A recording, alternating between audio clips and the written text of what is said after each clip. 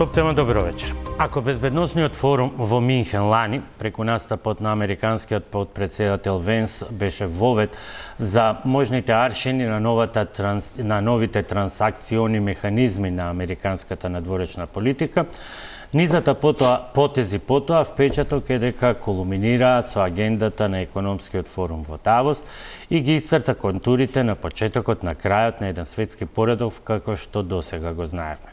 Причини како и во сите тектонски поместувања на светскиот ред има многу. Поводот беше амбицијата на Трамп, Гренланд мора да го има, зачинета со бордот за мир за спроведување на примирието во Газа. Голема е лепезата на оцени во изјавите на светските и европските лидери за тоа што всушност се случува. А во основа сите оценки водат до констатацијата дека поредокот според меѓународното право се менува во закон на посилниот. А од бројните дилеми при тоа, за нас можеби најзначајна е метафората дека во таа битка на слоновите најмногу страда тревата. Поттука и неколку значајни дилеми за Македонија. Земја со стратешко партнерство со САД и со стратешка, но нереализирана цел и блокирана членство во Европската Унија. Или поточно, од периметарот отпишани во ЕУ незапишани, земја со над 20 празни амбасади. Како во такви околности ќе се предстројува надворешната политика во тектонските поместувања на светската политичка сцена. За овие прашања вечерва во Топ тема разговарам со заменик министерот за надворешни работи Зоран Димитровски. Добро вечер и добре дојдовте во Топ тема. Добро вечер, поздрав за вашите гледачи. И благодарам на спремноста дури и да дебатирате на овие теми и предизвици кои што ќе се појават во иднина, за да не останат само на партиско препукување, дури и во поширок опозицијски состав, но жалам што поканата до опозицијските партии не најде на оцив. Нивно право да учествуваат. Моје да објаснам, бидејќи веќе читам критики, а зошто ги нема. Но да почнеме со ред. Според канадскиот премиер Карни, стариот добро познат меѓународен поредок се распаѓа. Според Макрон се соочуваме со премин кон свет без правила, каде меѓународното право е погазено, а преовладува законот на најсилниот. Според Мерц, сведочиме на заминување на поредокот базиран на правила на кои Европа долго време се подпираше, и да не ги редам сите натамошни, сите други оценки. Која е вашата дефиниција? Па, не би сакал сега јас во аналитички аспект, бидејќи долго време работев како новинар, исто така ги анализирам и политичките па и геополитичките процеси. Тешко се двои сега кога треба да се внимава на дипломатскиот речник. Сега сум во улога на заменик министер за надворешни работи и во секој случај треба да внимавам и во оценките и во анализите, но како и да е, факт е дека имаме сериозни раздвижувања на геополитички план, дека се менуваат одредени правила на игра, меѓутоа што се однесува до така наречениот крај на меѓународниот поредок или дека меѓународното право веќе не се употребува, дека правото на посилниот владе, мора да кажеме дека меѓународното право на грбот на Македонија неколку пати се прекрши во изминатиот период. И во така нареченото време кога владееше меѓународното право. Имаме право да им кажеме на овие што сега зборуваат дека констатирале нешто, дека ние тоа сме го почувствувале. Затоа што меѓународниот суд на правдата пресуди во корист на Македонија во контекст на ветото од Грција за наше членство во НАТО и правото да бидеме членка со привременото име БЈРМ. Тоа Грција го прекрши и никому ништо. И тогаш не убедуваа дека меѓународното право функционира за посилните, малите треба да се прилагодуваат. Но Карни сега вели, да, така е, ние знаевме дека тоа не функционира совршено, но беше некако и сите замижувавме на многу работи и го практициравме и го користевме тоа што ни одговара, но повеќе очигледно не може. На помалите држави и тоа го вели премиер кој што се смести во средно големите земји. Тој самиот се смести во средно големите држави. Факт е дека еден голем фактички број на средно големи држави или европски држави го користеа тој дел од меѓународното право, кое што функционираше, нели, во корист на, ако можам така да кажам, и западниот свет, а не класично на меѓународната правда, затоа што имаше и помали земји кои што се неоправдани, постоеше и тогаш употреба на сила, законот на посилниот владееше. Сега само тоа е соголено, затоа што на крајот на краиштата имаме еден отворен и коректен однос од страна на администрацијата на Трамп, за да ги каже работите онакви какви што се во светот. Тоа ќе зборуваме за нас, посебно не сега, само накратко, тоа за нас е добро, лошо? Ако може вака да се... За малите земји факт е дека е подобро да функционира меѓународното право. Меѓутоа мора да подсетиме дека нели беше прекршувано. И ние од секогаш сме се залагале за мултилатерализам, од секогаш сме се залагале за голема улога на меѓународните организации, како што се Организацијата на Обединетите нации, таму да се регулираат прашањата на правда, војна, мир, институциите на судовите за правда, судовите за човекови права. Знаеме колку Македонија страда по тие прашања, пресуди на Судот за човекови права во Страсбур за малцинските права на македонците во Бугарија и така натаму. Меѓутоа, тоа очигледно силата, без оглед дали е средно голема или нешто поголема земја, не го оправдува. И имавме голем број на држави кои што, да речеме, најсилните држави во светот, како Соединените американски држави и Русија, едноставно не учествуваа во некои меѓународно правни механизми, не признаваа пресуди. Долго време. Значи тоа не е, сакам да кажам дека ова не е ништо ново. Ново е единствено за еден дел од така наречено средно големите земји од светот, кои долго време беа корисници на таквиот меѓународно правен поредок.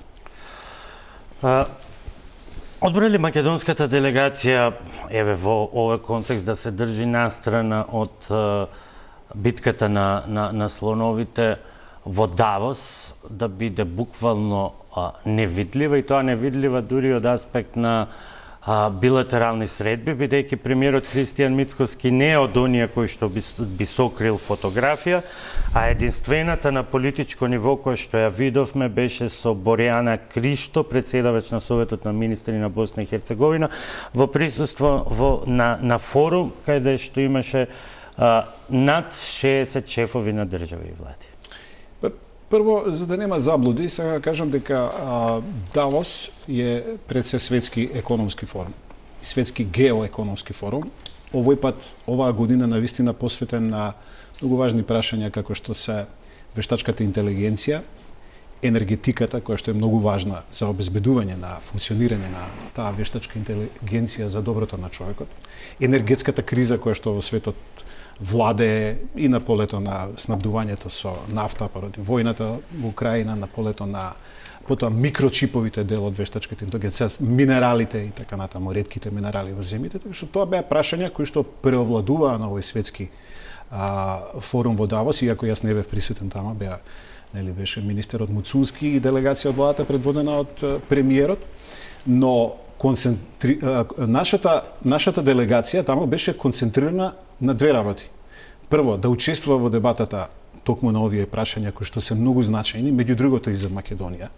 Како енергетиката, како ќе се развива во иднина и инвестициите во тој дел, и на обид да се представи инвестициски да се представи Македонија пред голем дел од фирмите кои што се таму. Бидејќи во насловот на МНР сега има и трговија, и надворешна трговија, и во тој дел имаме средба со сопственикот на компанијата 4IG, човек со кој што веројатно или премиерот и владини представници се сретнале барем неколку пати, односно компанија која што 10 дена пред Давос вие сте и дале да биде третиот мобилен оператор во Македонија. И повторно ќе кажам, единствената, спомената со име и презиме, надвор од онаа изјава, тука договоривме 2 милиарди, е само оваа компанија. Ни тој дел не го гледаме во една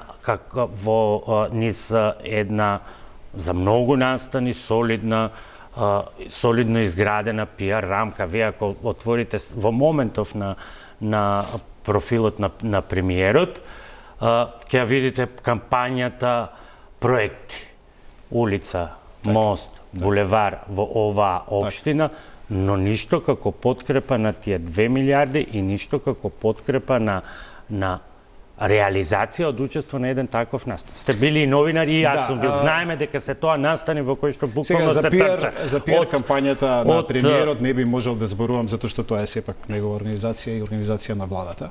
Меѓутоа факт е дека оваа компанија со која што имаше средба премиерот со низиниот водач, нели, таму беше промовирана фактички инвестицијата од 100 милиони евра кои што они треба да ја направат како трет мобилен оператор. Значи нешто што е веќе завршено.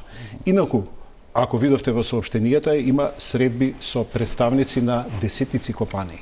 Идејата беше таму да се представи енергетскиот инвестицијскиот пакет на Македонија, учеството на премиерот на 3 дебати панели на кои што се расправа овие прашања за кои претходно говорев, и токму насочени во тој правец. Фактот дека Давос овој пат беше употребен, меѓу другото, и за геополитички прашања, меѓу кои превладуваше, нели, прашањето за Гренланд, се гледачи и според бројот на гледачи на панелите на темите за кои што вие велите дека обично доминира. Но факт е дека председателот Трамп, ако го следевте неговиот говор од 75 минути, 60 минути говореше на економски теми и на геоекономски теми. На тоа, дури оние критики што и беа упатувани на Европа, кои што редовно го прават од страна на американската администрација и на председателот Трамп, беа токму за економското заостанување на Европа, за енергетското заостанување на Европа, за тоа што Европа треба да направи во контекст на кризата што се јавува во светот, а Европа заостанува зад Кина и зад Соединетите Американски држави.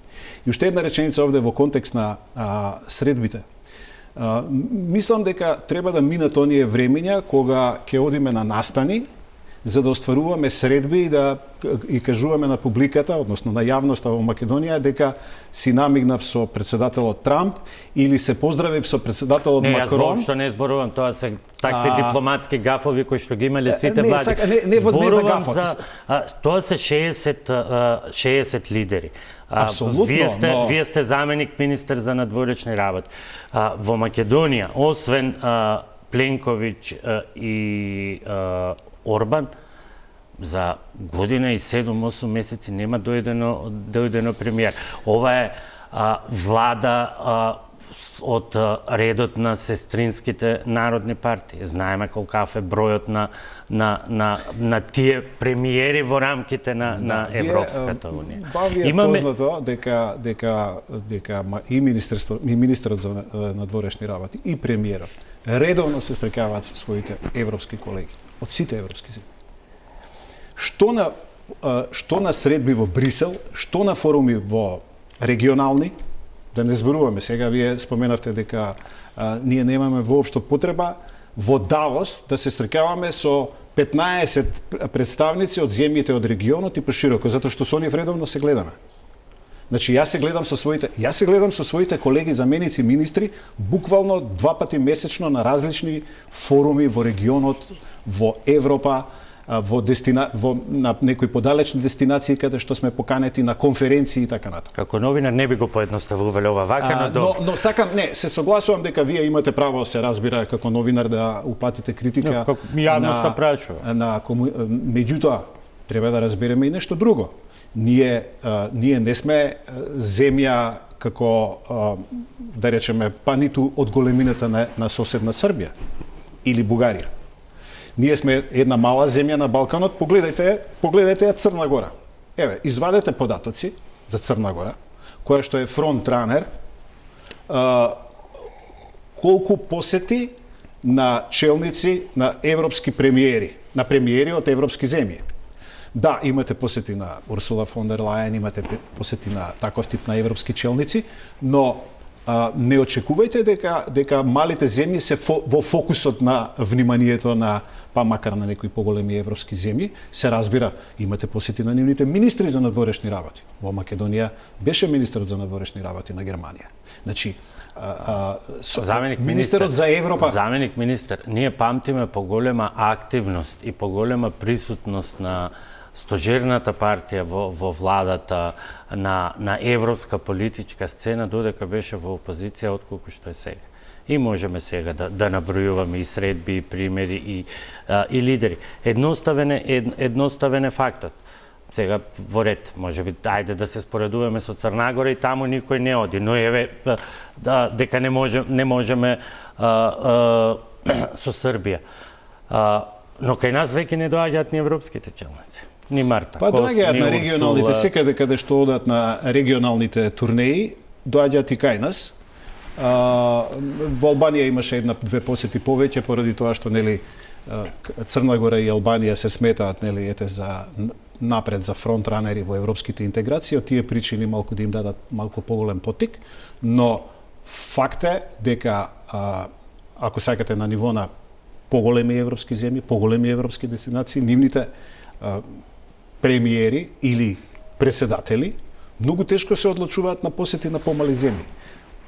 Од овие регионални земји кои што ги имаме во регионот, ги имаме речиси сите посети и на председатели, и на премиери, и на министри за надворешни работи. Не можете да очекувате од Германија оно што можете да го чувате министерот за надворешни работи, од Франција министерот за Европа, од Обединетото кралство, министри во ранг на тоа што им е надлежност. Се разбира премиер за да дојде од една таква земја. Кај нас доаѓа, паметиме времења кога доаѓаше и Ангела Меркел во Македонија. Меѓутоа доаѓа за сосема конкретни прашања и за некои прашања кои потоа нели на некој начин го запреа нашиот евроатлантски пат, а не го забрза.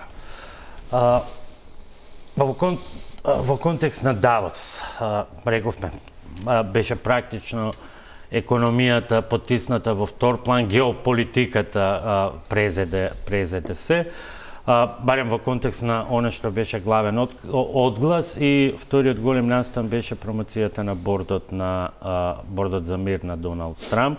И тука неизбежно е прашањето зошто Македонија не доби покана.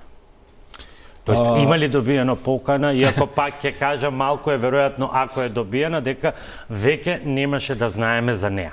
Да, мене сега ова прашање навистина новинари поставуваат, дури амбасадори ме прашува во Скопје дали Македонија покана добила и така натаму. Јас го разбирам интересот на новинарите и на јавноста, се разбира и на колегите амбасадори.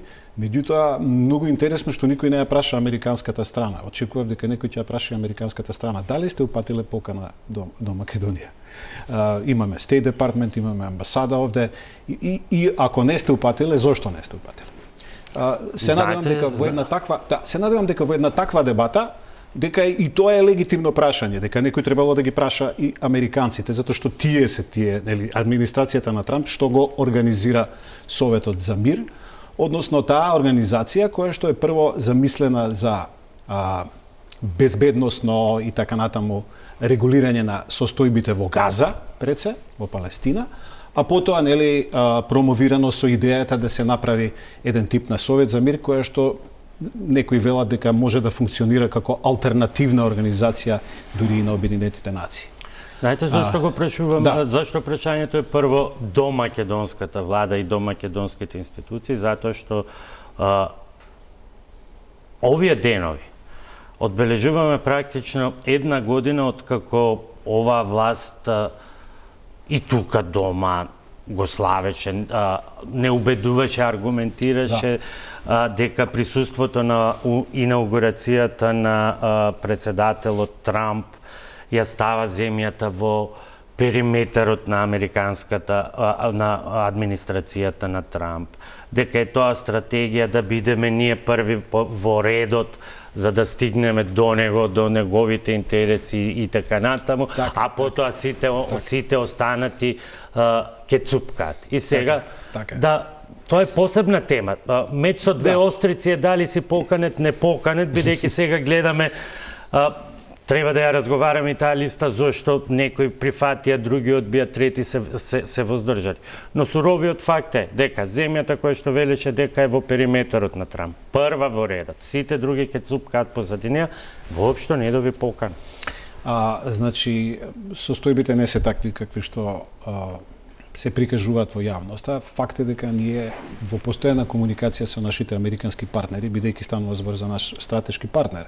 Значи, стратешкото партнерство не се заснова само на политички периметар во кој што ќе биете блиску или далеку од администрацијата на Трамп во однос само на неговата инаугурација.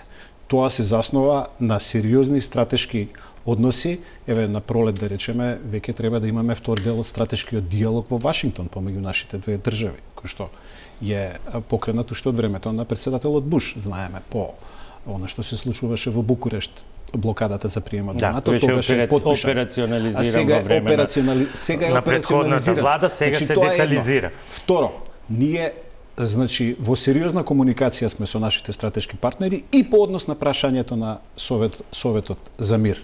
Ја наблюдуваме состојбата, гледаме кои земји прифаќаат, кои земји се поканети, за кои прашања, бидејќи постојат многу непознаници, постоја и во јавноста. Зашто ќе се однесува ова прашање? Но имате ли одговор, еве,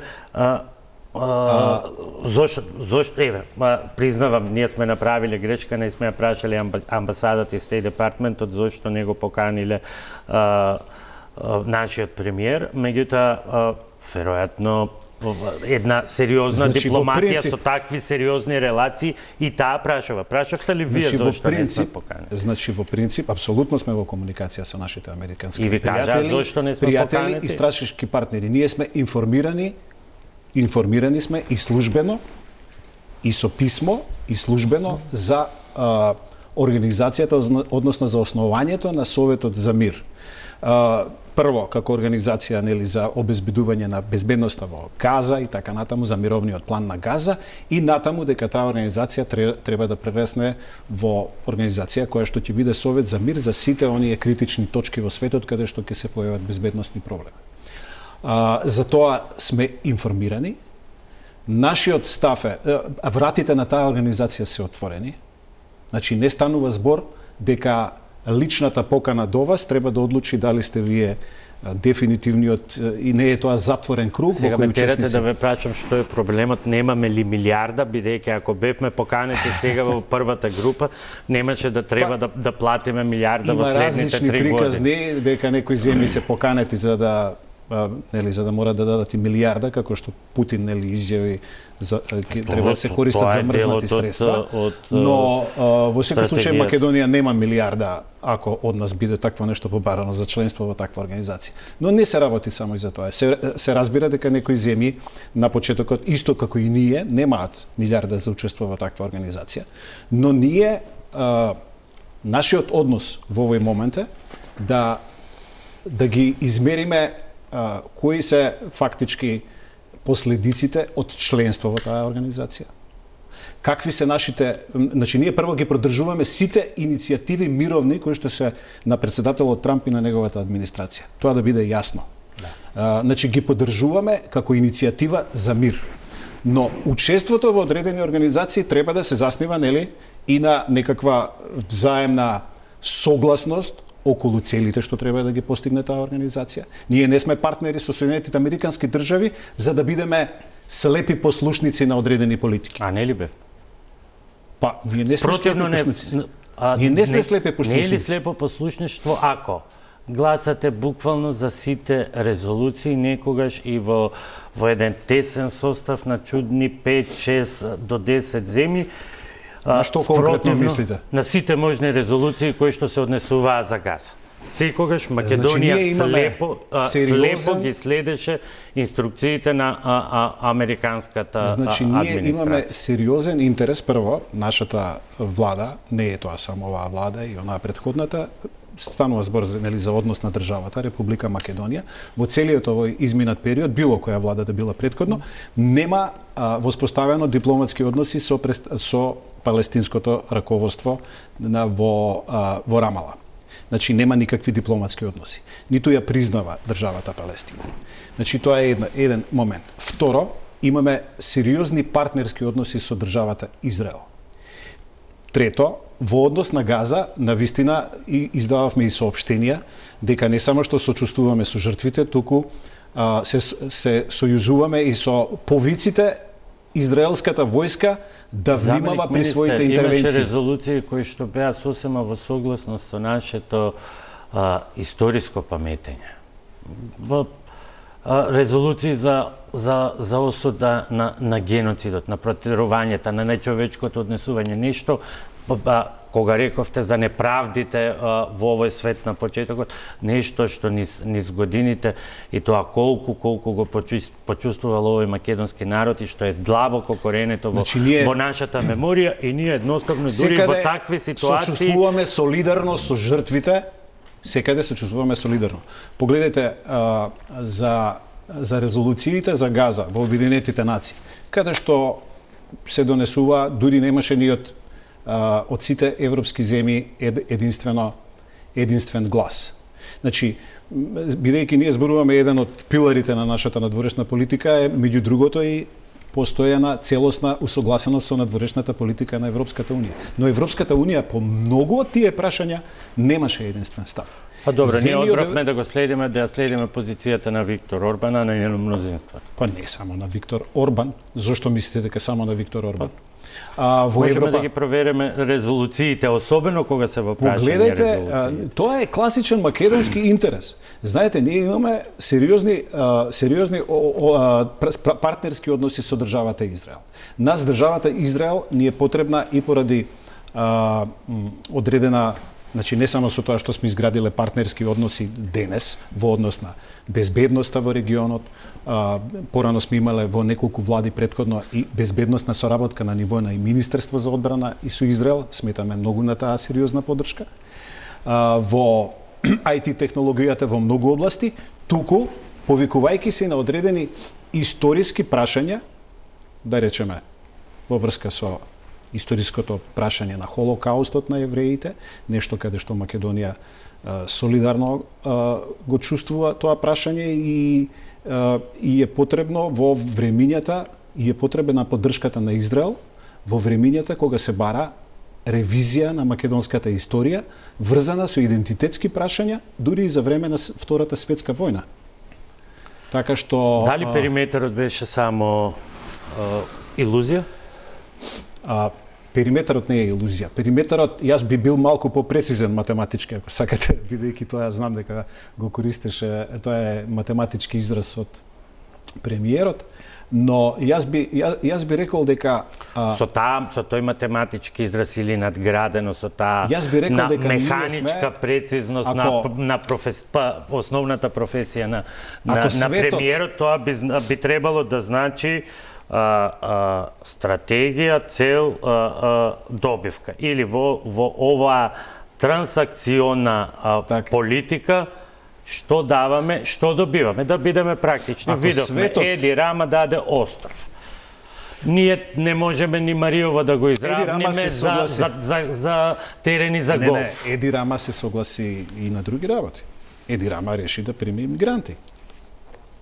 Ние не знаеме, значи Вјоса Османи се реши исто така да прими мигранти од Обединетото кралство. Ние не знаеме каква е цената на поддршка на одредени мировни иницијативи. Така што ќе видиме во иднина и од тие причини сакаме да бидеме внимателни при секакво позиционирање, а тоа што Соединетите Американски се наш стратешки партнер. Тоа не е важно само од периметарот во кој сме ние. Јас би бил малку попрецизен, реков математички. Еве за лаик да му објасните што значи да изјавиш дека си во периметарот на Трамп. Што еве да очекуваме кога еве повторно ќе кажам, еве ние лаиците недоволно навлезени во тие прашања.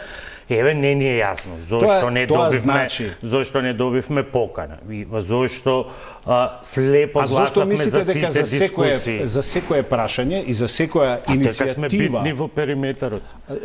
Зошто мислите дека за секоја иницијатива дека ние сме важни да бидеме дел од таа иницијатива?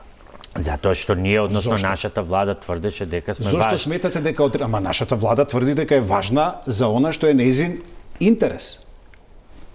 Дали е интересот на нашата влада во моментов состојбата во Газа и истредување на безбедносните состојби во регионот на Блискиот Исток е сосема различно прашање. Заменик министер, ако министерот Ако е министер на држава која што рековте многу пропатила и ја спомнавте дури и пресудата на Меѓународниот суд за правдата во Хаг напише: Драг Рубио, ние сме за тебе со киднапирањето на лидерот на председателот на Венецуела, тогаш малку дека да не се изместени работите од дефиницијата или перцепцијата на периметарот. Да го објаснам тој потек прво. Значи, ние одеднаш како да се разбудивме во свет, дека ние сега сме за против, не знам, американската интервенција и на симнувањето дека сме за тоа дека Мадуро бил некаков легитимен председател на Венецуела, кој што е на не знам каков криминален начин киднапиран и одведен во Соединетите американски држави. Ама можевме и да одмолчиме. Така? Па ние сметавме дека е од наш интерес. Ние сметавме дека е од наш интерес да браниме, затоа што, пазите, оваа влада, не само оваа влада, и претходната влада, и господинот Пендаровски кога беше председател, јасно се изјасни и таа влада и дека фактички господинот Мадуро не победи регуларно на тие избори и дека дека Македонија го призна опозицијскиот кандидат за легитимен председател на таа држава. Значи тој тамо ја узурпираше власта, го узурпираше режимот. Второ, уште за време на првата администрација на Трамп, Мадуро беше обвинет од нивното обвинителство, од нивните структури на гонење, на прогонот, за криминал за криминалните наркобанди кои што тој ги финансира и така натаму, кои што работат во Соединетите американски држави и имаше отворен налог за негово апсење. Тоа што председателот Трамп тоа не го направи во периодот на неговиот прв мандат, туку сега се случи, веројатно се развила состојбата до тоа ниво.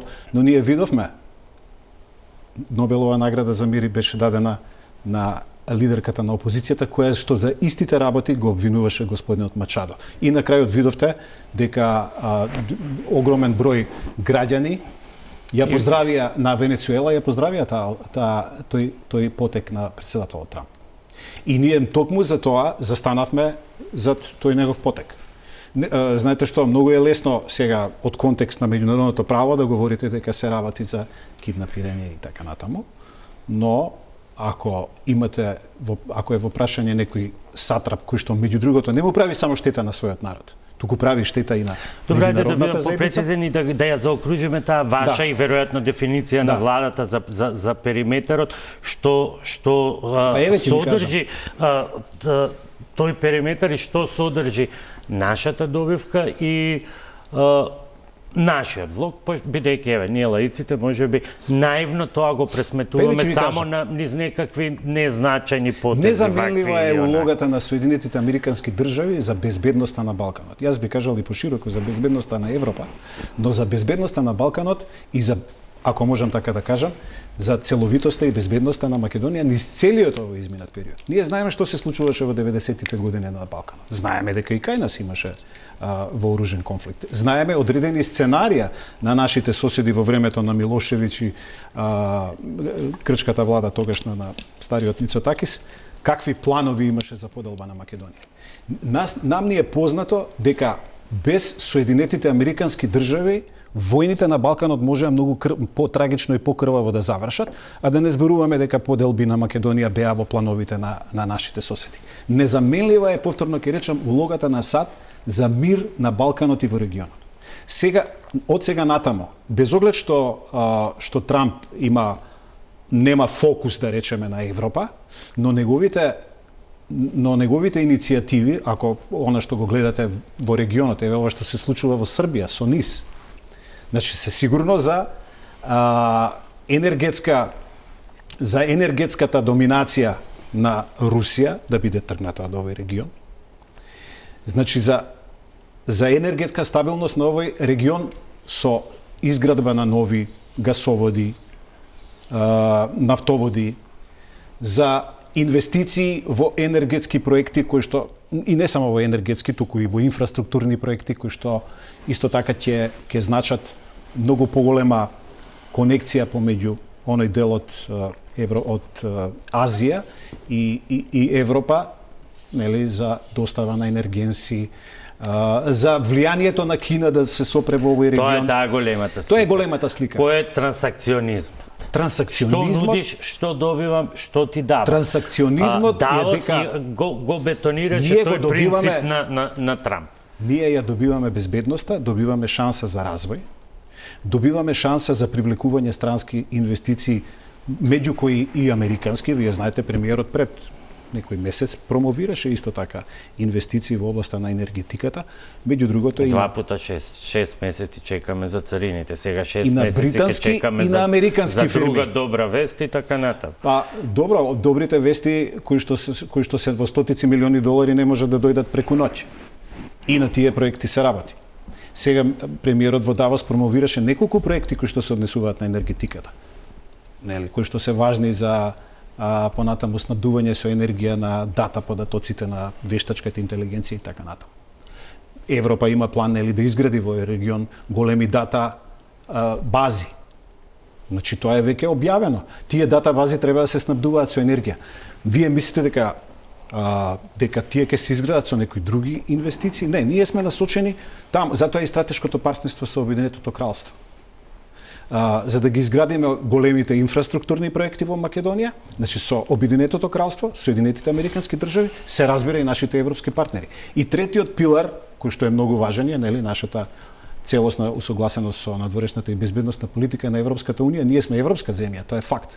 Но ние исто така мислиме, како што мисли и администрацијата на Трамп, дека Европа треба да се менува повеќе во контекст на сопствениот развој, да ја сопре миграцијата, како што има во Европа иницијативи, планови, веќе готови законски решенија, да се сопре на некој начин миграцијата. Ние на тоа Трамп имаме многу убави аргументи да му дадеме дека сме први на одбраната, бидејќи со Фронтекс ја браниме Европа од Европа. Бидејќи кај нас мигрантите не влегуваат од било така каде, што влегуваат ние сме од Европа. стратешки партнери по прашања кои не се само идеолошки. Да речете, ова власт е на идеолошката десница и се залага за некои десничарски... Некако да го заокружиме овој дел, некако Карни ми е како мисла водилка во ова и сега во контекст на периметерот и така натаму, кој транспарент ние треба во однос на периметерот и колку сме ние битни стратешки партнери да го тргнеме. А транспарентност на илузијата, транспарентност на пиарот или конечно транспарентност на лојалноста, бидејќи нашата лојалност, особено во гласањето на сите резолуции на Обединетите нации, не донесе еве барем почесно столче како што му донесе на Косово во овој борд, без оглед на сите контроверзии околу тој борд. Тоа за пиар стратегијата на оваа влада ќе се слошиме, немаше да биде нешто непосакувано, напротив. Зошто мислите дека тоа е толку важно? Затоа што сме единствени од регионот што не доби. Па не сме единствени. Па ќе ги бараме тие што не доби, а ќе ги случиме тие што доби. Па не, ама мислам велите единствени сме. Не сме единствени прво. Значи прво не сме единствени. Второ, ама бевме пред сите други требаше да цупкаат, нели? Но тоа повторно ќе речам. Тоа прашање многу сериозно разговаравме со нашите стратешки партнери, значи со Соединетите американски држави, во комуникација сме и ден денес. И заедничка одлука е и наша, претпоставувам и нивна, дали и во кој момент нашето членство ќе биде реализирано во таа организација, во тој совет, или можеби нема да биде, во зависност од тоа каква потреба има и какви би биле последиците од членство во една таква организација, односно каква би била добитта и за Македонија, и за нашите партнери Соединетите американски држави од членство во таква организација и во таков совет. На крајот на криштата рековме дека ние сме држава која што ни е важен мултилатерализмот.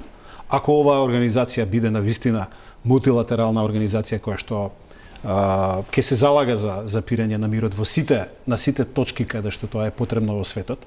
Ако таа навистина соработува со Обединетите нации, како што рече Трамп, тој меѓу другото не рече дека сум против Обединетите нации, рече напротив, дека сакаме Обединетите нации да бидат поефикасни и тие да ја вршат оваа работа што не ја вршат. Добре. Мислам дека со бордот своето почна и со резолуција на Обединетите нации за на некој начин да се озваничи планот за Газа, ама сега бордот, ако се гледа објавената структура... Да, ова е сега една моја лична, ако сакате, анализа. Председателот Трамп, ако го гледате како настапува, без оглед што многу луѓе велат дека е контроверзен и така натаму, ако го гледате како настапува токму од тој бизнис деловен аспект на притисок, значи на будење на светските институции, на заспаните светски институции, меѓу другото и Обединените нации. Без оглед што тоа звучи недипломатски, звучи насилнички и така натаму, настапува со идеи и иницијативи кои потоа гледаме дека ги прифаќаат и Европа. Таква беше иницијативата за трошење 5% на земјите членки на НАТО, кои не сакаат да трошат ни 2% од својот бруто домашен производ за одбрана. Па гледаме дека сите потоа се разбудија. Такви се иницијативите за нелегалната емиграција, такви се иницијативите за некои други прашања, за енергетската независност на Европа во контекст на Кина, за ретките метали и микрочиповите потребни за вештачка интелигенција, за светските патишта кои што се важни за одбрана, меѓу кои прашањето на Гренланд и така натаму. И одеднаш гледаме дека постои на крајот некакво усогласување, без оглед што тоа оди преку уцени за царини. Еве уште еден податок. Нас ни беа најавени во прво време дека ќе бидеме на царинска стапка од 33%, потоа тие царини паднаа на 15% и сега се преговара че имаме и многу помали царини, многу помали тарифи од Соединетите Американски држави. Попат речено, ние не сме некакви големи извозници во Соединетите Американски држави, но постојат европски фирми во Македонија на кои тоа многу им значи. Тука одиме со првата пауза за реклами.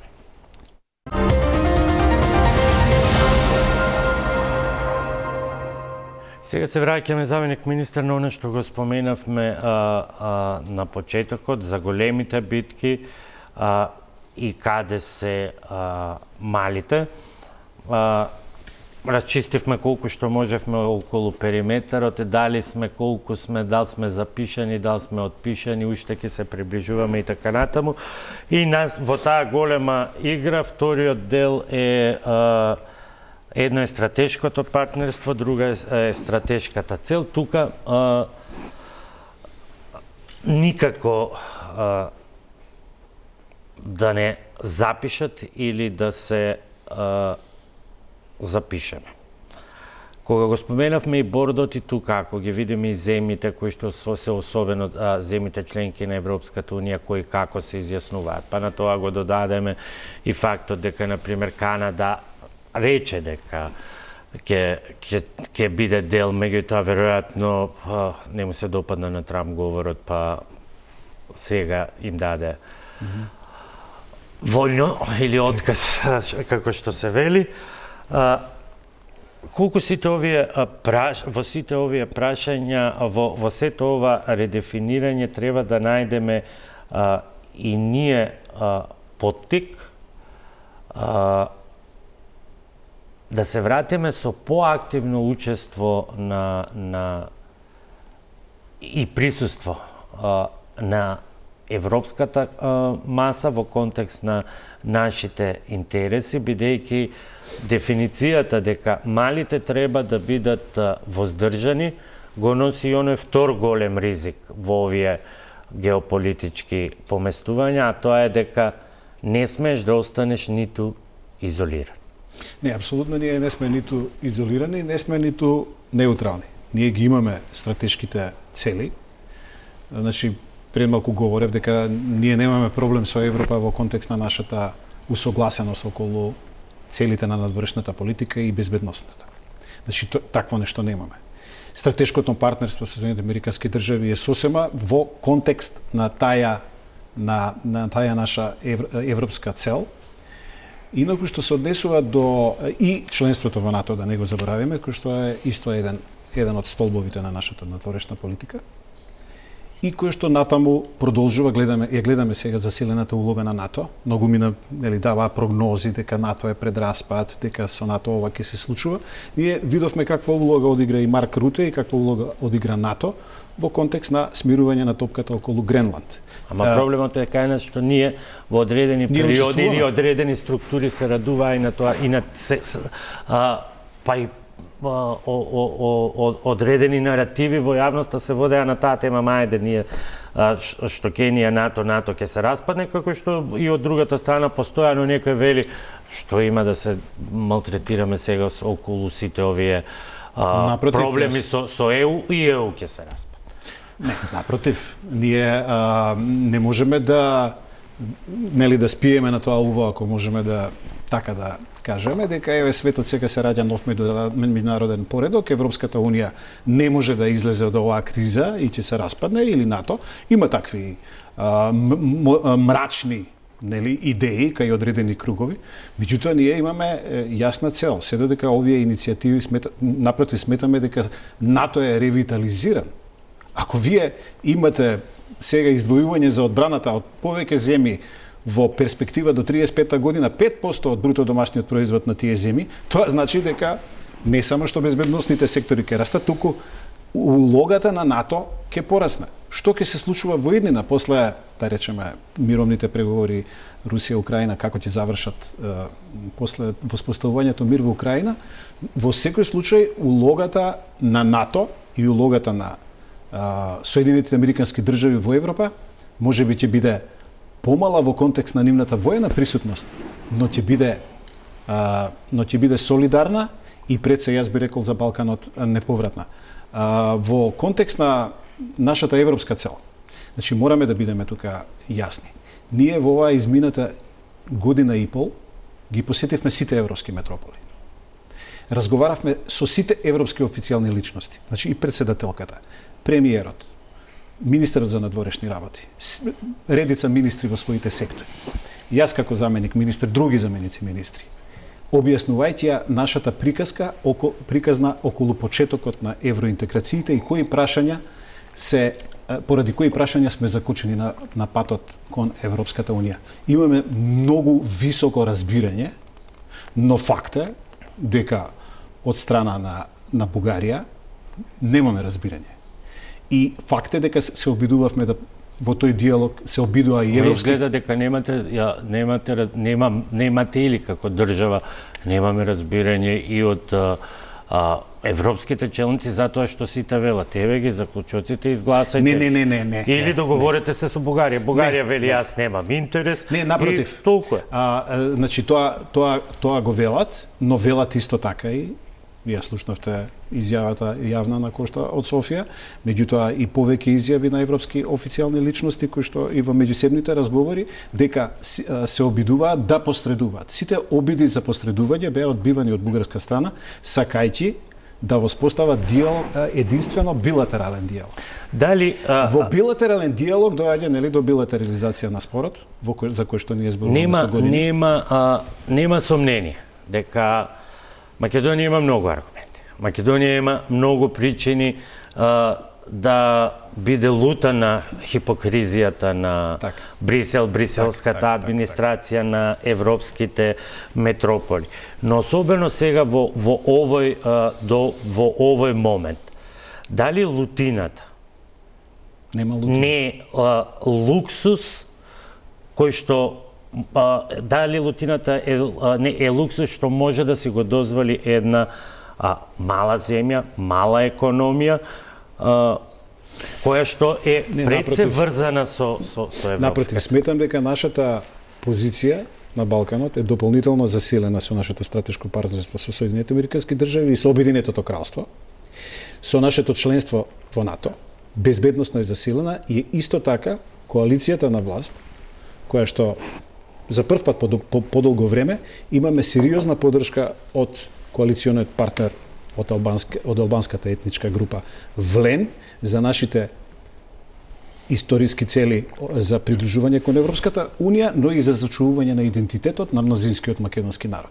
Значи немаме дилеми, немаме никакви притисоци. Единствениот проблем на Македонија е опозицијата и албанска и македонска, СДСМ и ДУИ, кои што беа потписници на тој скандалозен документ во Брисел, пред се на вториот протокол, мислам тука.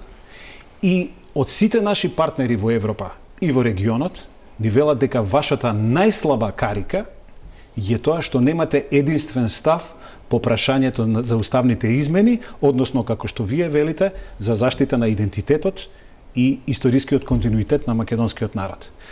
Зато велам, нашата најслаба карика е ставот на опозицијата, која што вели дека да, Македонија, наспроти 80% од граѓаните вие македонци... Вие са толку силни пријатели, можете да го смените, можете да ги убедите тие силни пријатели да ја сменат рамката, да ги сменат, и мислам дека тоа ќе биде условите. Предизвик во наредниот период, ќе биде во Македонија да се изгради навистина многу поголемо единство од ова што е. И сега има, затоа што кај граѓаните има такво единство. Реков кај политичките елити дури немаме проблеми кај албанците, значи имаме сериозен проблем со една врхушка на нереформирана ДУИ и со една политика на СДСМ кој што долги години ја брани фактички тезата за идентитетската наводно незагрозеност на македонскиот народ од тоа што го потпишаа во Брисел, а на што се спротивставија најголемиот дел од граѓаните на Македонија. Дали сме сега во ситуација на стратегија горд отпор без резултат? Не. И морам да кажам дека ние ги продолжуваме напорите за да воспоставиме диалог по елементарни прашања со Софија. Во меѓувреме, многу се важни другите работи. Ние во меѓувреме нашиот пат кон Европската унија зависи и од реформите.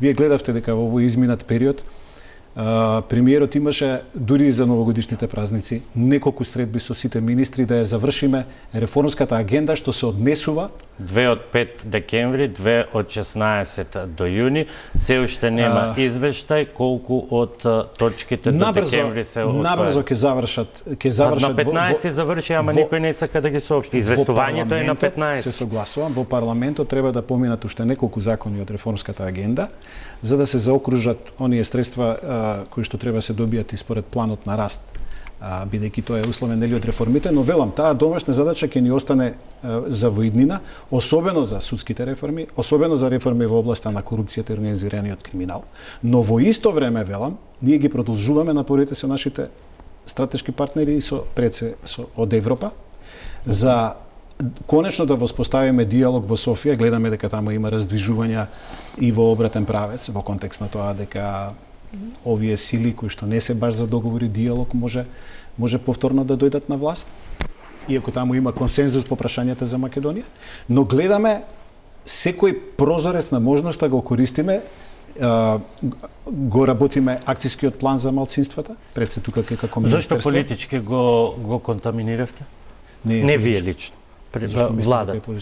Па со оние непотребни изјави на кој јазик бил, на како бил напишан, како сме го пратиле, што се случило. Заменик министер, се обидов да направам споредба на документот кој што во декември 2023 година го испратила владата на СДСМ и овој што сега се работи и во нацрт верзија наспроти големите изјави дека го тоа е нашиот јазик македонски на интернет страницата на македонска институција само на англиски јазик, небитно. Значи, двата документа представуваат еден солиден континуитет со тоа што е повторно моја лаичка проценка и оценка, она што во моментот се работи. Многу внимателно детализирање, акцент на институциите, одлуките на Советот на Европа, што го имало и предходно, да не навлегувам во оној... Тој акцијски план е работен со експерт од Советот на Европа. Да. Значи, експерт од Совет на Европа кој што е задолжен за тие прашања. Дел се релативно исти мерките што ќе треба да се преземат и тоа се сметаше дека ќе биде едно совршено орудие на Македонија во битката што треба да ја води. Не сметате ли дека со неговата употреба за внатрешни цели тој е веќе политички компрометиран. Ние веќе не можеме да ја продолжиме дебатата дека тој е солиден документ, дека тој не е посветен само за бугарите. Здруженијата на бугарите настапија многу агресивно, отфрлајќи тој план анблок и наведувајќи не знам дали сте ги прочитале нивните реакции, нивните писма и така натаму, и наведувајќи аргументи кои што немаат врска со содржината, туку имаат врска со една општа политичка перцепција како да се пишувани во Софија тие реакции. Идејата е да се одбие анблок секаков акцијски план за малцинствата. И тој план не е за бугарите воопшто, тој е за сите заедници. Да, тоа е мислам кога велам дека ние пред нашата јавност го контаминираме на тој начин. Не можеме веќе да го отвориме и да го дебатираме. Тие самите реагираат така. Ама тие секогаш ќе реагираат. Ние треба да бидеме потрпеливи и помудри во кој ниво и како ќе реагираме на таквите ситни провокации. Сериозно работиме врз тој документ. Сега добивме некои забелешки, добивме меѓу другото забелешки и од нив. И од Сдруженијата на бугарите. Таму има дел забелешки кои што се ирационални, има некои анблок отфрлања кои што се комплетно ирационални, меѓутоа има и рационални забелешки. Тие рационални забелешки можеме да ги разговараме, ќе видиме таа експертска група што ќе прифати, и сето тоа ќе биде можеби веќе малку доцниме требаше да биде испратено, но ќе биде во овој следниот период, месец-два, сработено и испратено во Брисел, затоа што ние таа обврска ја имаме земено пред фактички европските институции. Нема ние што во Софија да или отчет да даваме, но тие нормално како здруженија беа информирани да учествуваат во неговото дизајнирање. На крајот сметаме дека со сите тие документи, направен е документот за фактички патоказот за јавната администрација, на акцијскиот план фактички се чека уште малку за да биде комплетиран и патоказот за правото и правдата, правните реформи, и сето тоа ќе биде испратено во Брисел. Потоа, навистина, ќе чекаме за сериозен и погоден политички момент да тргнеме натаму во диалогот со Софија во контекст на Ако рековте дека не сме во фаза на горд отпор без резултати и дека така ќе продолжиме, кој би бил просторот или која би била содржината на евентуален прагматичен однос со резултат? Знаете, прво ние ја чекаме... сами рековте дека во кои се слабостите на една мала земја во време на такви тектонски пореметувања. Ние слушнавме еврокомисарката Марта Кост рече дека до март ќе има некаква понуда за земјите од Западен Балкан и воопшто во контекст на проширувањето, затоа што знаеме дека како дел од мировниот процес се зборува за тоа дека Украина може да добие членство 27 година. Се зборува за тоа дека одредени земји, дека земјите од Западен Балкан нема да бидат полноправни членки. Значи имаме различни шпекулации од Брисел, но сакаме да чуеме еврокомисарката Марта Кос, ја се надевам дека во Европа постои таква комуникација околу проширувањето што ќе се случува и да видиме дали и нас, како на Украина, нема да биде можно да ги истераме, да ги завршиме техничките преговори, па потоа да го решаваме политичкото прашање кое што ни создава блокада, или за нас само ќе останат некои правила, повторно двојните аршини ќе бидат во прашање. Значи, знае Европа да биде креативна, како што вели претседателката, кога сака, но прашање е дали имаме пријатели кои што ќе не поддржат. Јас мислам дека во овој геополитички момент меѓу другото, Европа не може да го игнорира Западен Балкан, иако сега се донесуваат одредени одлуки во Брисел кои не се во прилог на Западен Балкан. Да речеме ова за транспортерите, ова правило во контекст на 180 дена од 360 дека можат да присуствуваат само тама транспортерите, ќе наштети на многу фирми во Македонија кои не само во Македонија, на целиот Западен Балкан. И тие правила што ги донесе Европа со фактички наместо да им помогне на земјите од Западен Балкан, на некој начин ги ограничува и ги третира како трети земји. Зошто не разбираат сега, бидејќи знае регионот за неколку прашања, знаеше регионот да настапи заедно и тоа имаше ефект. Впрочем, еве го очекуваме, нели, тоа фамозно роаминг за сите. Тоа беше дел од една заедничка иницијатива. Апсолутно, како што се тргна напред со зата и сега. Проблемот е што таа бирократските процедури во Брисел, кога донесуваат одлуки за трети земји, таму наместо да видат дека земјите од Западен Балкан, меѓу другото и Украина и Молдавија, се кандидати за членство, со голем дел од нив се преговара, направен е план за раст, систем на фактички реформи и сега вие од нив очекувате, кон нив се однесувате на ист начин како кон некои земји што никогаш, кон Казахстан да речеме, кои нема никогаш да бидат членки на Европската унија. Значи, Европа мора да од тие причини се прави и овој притисок и штрајковите ќе бидат организирани во сите земји од Западен Балкан на транспортните превозници. Не се ли штрајковите доказ за немоќ, неодработена задача претходно на дипломатијата во сите сектори, иако нели Министерство за надворешни работи и трговија тука пред се негово, иако е транспорт во прашање, но прво е трговијата доведена во прашање. За ова прашање во координација со сите земји членки од Западен Балкан е алармирано во Брисел неколку пати. Не ги носете овие правила, дури пред да ги донесат. Кога се донесени овие правила и кога не се иземени членки земјите од Западен Балкан, многу поради од таму се појави и потребата од организирање на штрајкови и блокирање на сите граници. Но не се само овие прашања. Очекуваме овие прашања да бидат разрешени на начин што земјите од Западен Балкан ќе бидат иземени. Одиме со уште една пауза за реклама.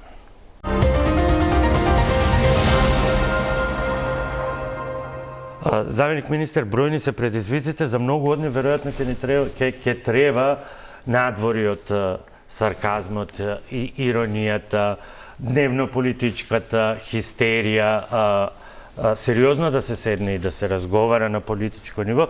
Дел од нив зависат и од она што се презема значи зависат од консензусот, од сите, дел зависат директно од владеачката гарнитура. 26 дипломатски представништва се празни во овој момент. Во сите овие геополитички, барање инвеститори, каква е таа дипломатија без амбасадор, ако нема амбасадор, нема гласноговорник на државата, не зборуваме за отворени врати за економските промотори што беа направени кога МНР стана и Министерство за надворешна трговија. Добро, прво вака звучи навистина драматично, кога ќе кажете 26 амбасади се празни, ние имаме околу 56 дипломатско-конзуларни представништва, меѓутоа не се празни. Значи таму има дипломати од МНР кои што се на високо ниво и кои што се charge the affairs, значи отправници на работите и кои што ги изведуваат буквално на равноправна основа сите дипломатски. Ако влеземе со колку кадри имаме, како се опремени. Тие не се можеби докрај екипирани и таму нема амбасадори, но не се празни. Прво тоа. И доста добро работат одредени амбасади. Второ, во контекст на пополнувањето на амбасадорските места, вие знаете кој е процесот во Македонија, дека системот на предлагање... МНР до влада до председател се договараат, се плаќа агреман, си има закон, пред време треба да се почне и нелогично е да повлечеш 9, а предходно да не си ги избрал. Ние донесовме закон, кој што исто така кој придонесе за професионализација во смисла на тоа. Апсолутно, 50% сега треба да бидат. Првиот закон беше 70-30 во корист на професионалците. Не, 2008 првиот закон за надворешни. Ама потоа се смени, па го смени Антонио Милошевски, па го продолжи Никола Поповски. Сега го вративме на 50-50, затоа што и претходната влада. 70-30 према 50. Беше во корист на политичари 70-30 во минатата влада. Сега го доведовме на 50-50. Но и тоа не е велам доволно. Ние сме секогаш за повеќе како Министерство за надворешни работи за професионализација на дипломатијата. Во овој контекст на договарање многу е сложен тој процес од други причини. Морате да имате и правична застапеност. И не секогаш може да се изнедат професионални кадри без оглед што некои треба да бидат политички именувани, да се пронедат кадри и од етничките заедници и од други, за да може на крај да се состави пакетот. И третата димензија... Го знаете, долг е списокот. Срамно е да се нема амбасадор во НАТО, во европски престолни. Веќе 4 амбасадори минатата влада, значи ние испративме 3 амбасадори, а 4 амбасадори минатата влада именуваше, се уште не е закажана седница, избори имаше локални во прашање беа, и се уште не е закажана седница во парламентот за сослушување. Преминавме од времето сосема накратко. Има ли план, договор, бидејќи законот е сложен, меѓутоа во основа е договор меѓу актерите, кога ќе се почне со пополнување, со колку амбасадори и еве на кои клучни позиции? Па јас мислам дека бидејќи сега отсуствуваат амбасадори во некои важни земји, но пред се важни меѓународните организации, значи НАТО, ОПСЕ, Обединетите нации Во Страсбур имаме амбасадор, меѓутоа ќе му истече мандатот и така натаму. Кај во соседството во Грција, во Берлин не, во Берлин имаме амбасадор. Во Берлин имаме амбасадор. Во Лондон, иако е продолжено и на минатата амбасадорка, така што во сите овие важни дестинации мислам дека многу брзо, наредните недели, дека веќе на владата ќе поминат кандидати, а потоа процесот, знаете, е малку комплициран. Ќе видиме сослушување во собрание, агремани и така натаму. Во секој случај се надевам оваа година дека повеќе од половината да види дека ќе бидат пополнети, да не речам сите, затоа што се разбира и некои буџетски ограничувања постојат, но мислам дека сосема кратко од економската дипломатија се откажавме од трокирање. Не се откажавме, Министерството работи сериозно на обуки и со нашите меѓу другото партнери од регионот и други земји. Ни недостасува кадар, тоа е факт. Ке мора да вработуваме млад кадар, зашто не се атрактивни платите во Министерството за надворешни работи, морам да кажам, иако некои мислат луѓе дека во дипломатијата многу заработуваат, но не се атрактивни платите и тешко се определуваат луѓе, ке мораме да направиме нешто во тој правец, да обучиме што повеќе млад кадар и да испратиме овој пат не економски промотори од други институции, туку обучени во Министерството за надворешни работи дипломати, и на тоа работиме. Ви благодарам што вечерва бевте гостин во Топ тема. Вам почитувани, ви благодарам на вниманието, останете на програмите на ТЕЛ.